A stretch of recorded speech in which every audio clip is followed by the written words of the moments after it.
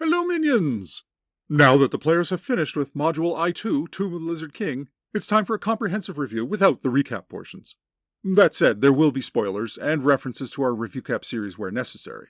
So, without further ado, let's dive into our assessment of the module as a whole.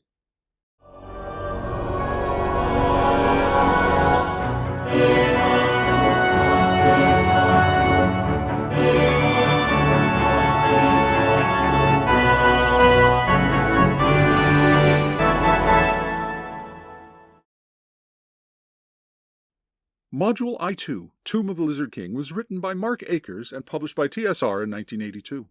Mark Akers doesn't have a lot of D&D module credits from what I've seen, having only really published this and a Dragonlance module for 2nd edition. Most of his other credits seem to be for other systems.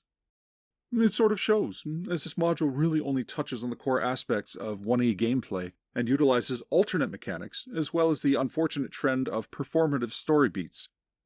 That said, it's not bad per se, but it is these elements that keep it from being one of the true greats of that era, I feel. The recommended levels for this module are 5 to 7, and that is an accurate assessment for this book. Our playthrough on this channel started with the following: a 6th level paladin, a 6th level ranger, a 7th level magic user, a 7th level cleric, an 8th level fighter, and an 8th level thief. They were supported by a 4th level cleric henchman. That's 46 character levels for an average just shy of 7th overall. This module is a challenging one, and even instructs DMs to inform players that it is exceedingly deadly. I feel that's sort of a redundant suggestion, as D&D games are meant to be deadly, and that's the point.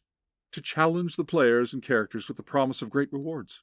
The potential rewards here are 100% worth the efforts, however, with an approximate value of over 950,000 gold pieces, and therefore XP for players. This is a combination of coinage and magic items, and also, of course, assumes the players manage to defeat everything and claim all of the loot, which is never a likely scenario. Still, even a portion of this makes the effort worthwhile. The scenario and setting is intriguing, but underbaked. The PCs are summoned to meet the Count of Aor, John Brunus, wherein he offers them the task of solving his problems for him as quest givers tend to. Here's where the first failure of the module comes into play. The basic D&D canned text to set players on their adventure with a natural broad assumption that they'll accept. This sort of thing is fine for a one-shot, but this module's greatest potential is that it's not a one-shot. It's an immersive mystery with layers to unravel, leading to a tough dungeon and a powerful villain behind the goings-on. Yet, it is these aspects that are glossed over in favor of quick and cheap beats to shortcut players along the predetermined path. For instance, the opening salvo, wherein an enemy cleric attempts to assassinate the Count and his High Priest with a flame strike. The writer sets it up nicely with a meeting meant for PCs to roleplay and interact, gaining clues and knowledge, and then wastes time and space telling the DM how it should all resolve. Further to this, the author goes on to say that the assassination should fail, and the targets should autosave, and that the assassin should get away, but in the off chance he'll be captured, he should follow a specific script, absolutely. As you know, minions, there are rarely absolutes in this world, and players will find clever ways around interrogating prisoners who are resolute in their perspectives. Further, the logic of the assassin's plan is deeply flawed. He possesses Dust of Disappearance, yet doesn't utilize it until he's trying to escape, when the nature of the dust would simply allow for him to attack from an invisible state, then leave in the confusion. Instead, this ostensibly intelligent enemy, a 9th level cleric no less, risks exposure and capture by infiltrating the castle, participating openly in a strange ritual that seems out of place and written only to contrive this narrative beat specifically, and not use his greatest asset, the Dust of Disappearance, wherein a smart tactic would be to use the dust in advance and simply walk in, cast the spell without worrying about discovery, and leave while still in an invisible state during the chaos. Also, the text explaining how Count Brunus and Jorlin should automatically survive is just wasted space, as both are extremely likely to survive the attempt in any case, based on their hit point levels. Brunus is a 15th level warrior with over 70 hit points. A full damage flame strike is at most 48 damage. That would kill the weaker Jorlin, but the bell curve of the dice are likely to prevent that, as well as the decent saving throws of a 9th level cleric. Letting it all play out organically is the simplest way to go here. If Jorlin dies, so be it, but it's not entirely likely. All of that to say, minions, is that there's a whole lot of unnecessary text eating up space that could have been used for better effect than a performative yet ultimately meaningless event. I'd say a better use of the space would be to give us some demographics on the county of Aor and Vendare, as well as key NPCs, etc. An assassination attempt is a great inciting incident, but did it really need to be so convoluted? After that, the players are off to the races, eventually making their way down to the small village of Wakehome, and from there into the great swamp wherein the Lizard King resides. Along the way are 3 plotted encounters, with some clues that lead them forward. It's all designed to point the players on a direct path to the Lizard King's lair. Another failure, in my opinion, as this could have been a great mystery laid out as clues and events gradually point towards the Lizard King. A detailed, for DM's eyes only, history is laid out at the beginning of the module, which is good information for a DM to know for sure, but there's information in there that won't necessarily make it to the players. This is something individual DMs could easily stretch out and make into an ongoing adventure, and it's worth doing. One could even make a campaign of it, start in the lands of Aor under John Brunus's rule, have a base of operations in Vendari, a series of normal open-world campaign adventures and explorations, with a slow, simmering build. Bandits, cultists, lizardmen, all increasing, unnoticed at first, until finally the PCs are drawn into the intrigue with the Lizard King. A little guidance in this module on how to make it happen, along with fleshed-out details of the County of Aor, would have elevated it immensely. That's not to say all modules should be like that, but since this adventure contains a ham-fisted effort to create this sort of intrigue, I feel it would have been worth expanding on properly. You might be asking now, since I'm being so critical, what does the module get right? Well, minions, there are a few things of note that I like. First off, while the attempts at intrigue are not well fleshed out, it at least gives a framework that an enterprising DM can flesh it out if they're so inclined. Further to this setting is rich, with the great swamp and adventures that can be had within it. If the PCs don't follow the obvious breadcrumbs that lead to the lair, they could easily spend weeks exploring the swamp before they find it. Further, the swamp should easily teem with encounters and adventure prospects, but the module's random encounter table for the swamp is horribly small. There are only 8 entries for random encounters in the swamp, a woefully poor variety given the broad ecosystem. A more comprehensive encounter table would be advisable, including a healthy variety of normal animals indigenous to the terrain. The dungeon itself is actually pretty good. In a fun reversal of common presentation, the first encounter of the dungeon is the lair of an adult black dragon, and only gets harder from there. Marvelous. This will eat through some resources and a PC or 2 for sure. A few pools with some water weirds are also bound to prove problematic. There are some questionable monsters that appear on the random charts in the dungeon, and the fact that the dungeon encounters are more varied than the swamp encounters is a head-scratcher. But this is a classic dungeon romp worthy of level 4 to 7 characters. It will challenge players, and those that survive will have earned their rewards.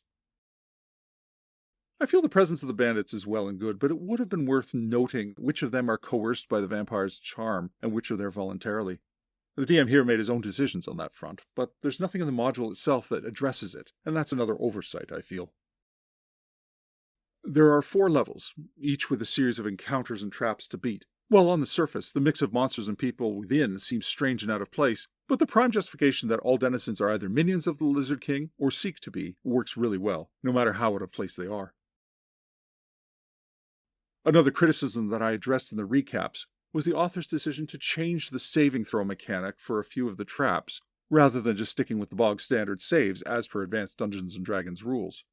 There are a couple of traps wherein the PCs must make a dexterity save, and success is equal to 3% per point of dexterity. Failure in these cases is basically instant death. Mathematically, that translates to a range of 9% to 54%, depending on a given dexterity score, but an average of 30 to 36%. So, roughly a 1 in 3 chance to avoid instant death for the typical character. As I said in the recap videos, I feel this was a mistake. Rather, a save versus paralyzation with a bonus or penalty for dexterity would have been the better option. First off, the character levels would factor in here, which is more fair to players given that these are instant death scenarios. Secondly, consistent mechanics are always desirable. Players suddenly faced with a new saving mechanic out of the blue will rightly get annoyed, and who can blame them? Especially since it's less favorable than usual, and the potential cost is a beloved leveled character. As a comparison, using the baseline paralyzation save would result in the following numbers. For fighters of level 6 and up, you're looking at a base of 11 for a straight-up 50% chance to save. For clerics in this range, with a base of 9, their odds are the best, with a 60% chance of success. Thieves in this range would need a 12, so a 40% chance to succeed, but also with the likeliest odds of having a high dexterity, which would mitigate that further. Magic users have it the worst. Best case scenario is a 13 for a mere 35% chance of success, which is, as I just noted, the average range of success for the alternative dexterity save that the module uses. As you can see, the odds of success are significantly higher, but still within extremely deadly margins, with the added bonus of using established mechanics rather than something new, unfamiliar, and much, much less fair. In this channel's playthrough, the two casualties of the fire pit trap using the alternate mechanic presented in the module were both clerics, a first level and a fourth level. Thalric, the first level cleric, had a dexterity score of 5, giving him a mere 15% chance of survival, which he failed by a country mile. But if the standard save chart had been used, even with his dexterity penalty of 2 points, he'd have needed a 12 to succeed, a jump to a 40% chance of survival. I'm all for instant death style traps, minions, but it's a bit of a dick move to also reduce the odds of evading these traps by changing a system that's designed around the abilities and experience of the characters, to a metric pulled out of the author's butt for no valid reason. The lower cave level preceding the tomb is a delightful killer, but the author has also provided 3 areas of safe haven where the players can hide and rest. They can only use them for so long before someone susses them out, but it's a little gimme so players can be at full strength for when they face the Lizard King. I do question the point of the illusionary river, however. It seems strange, and I wonder who or what put that into play, contextually speaking. Given the extensive background on the Lizard King, you'd think they might touch on how that river was created. But, in effect, it was interesting watching players puzzle it out. No points for logic, but an honorable mention for effect. The burial mounds with the 16 whites is a total party kill waiting to happen, but it's a worthy problem for players to solve, whether by sword, spell, or stealth.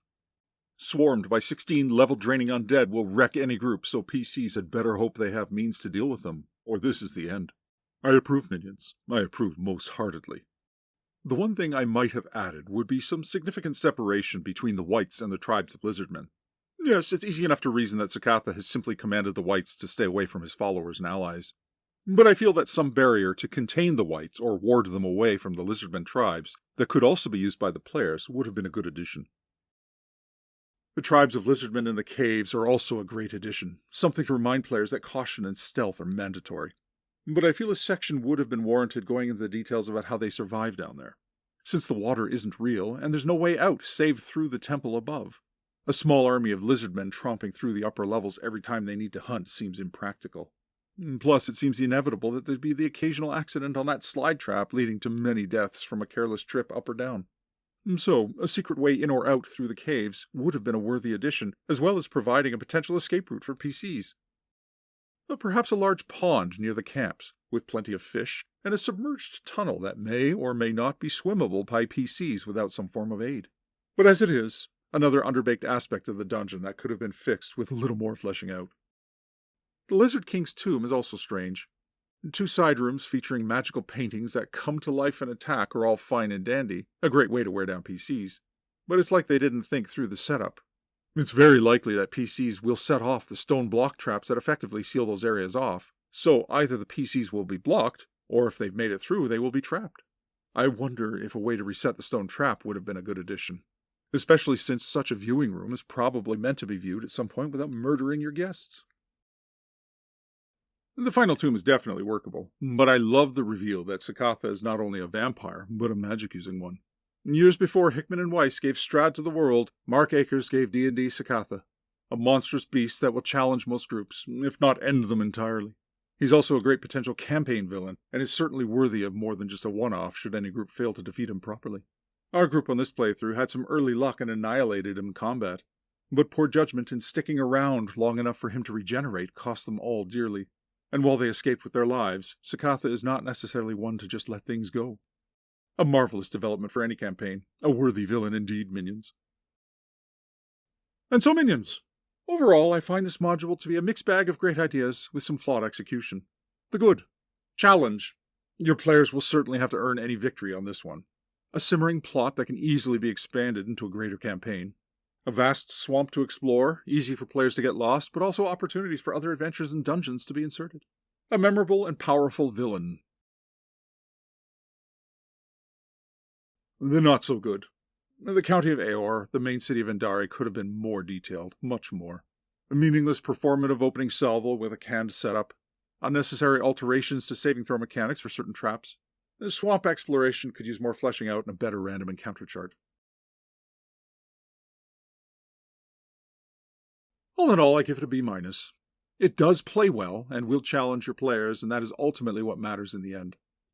While I did enjoy the playthrough of this one, unlike several classic modules from the era, it's not one I'd likely run again in the future.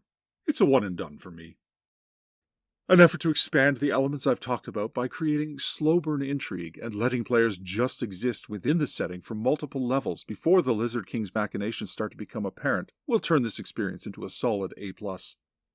A missed opportunity at the core writing level, but an overall satisfying experience in the end. And so, minions, this review formally concludes our side quest from the main campaign. We will be returning to Heronshire, finally starting Night Below Book 2, Perils of the Underdark.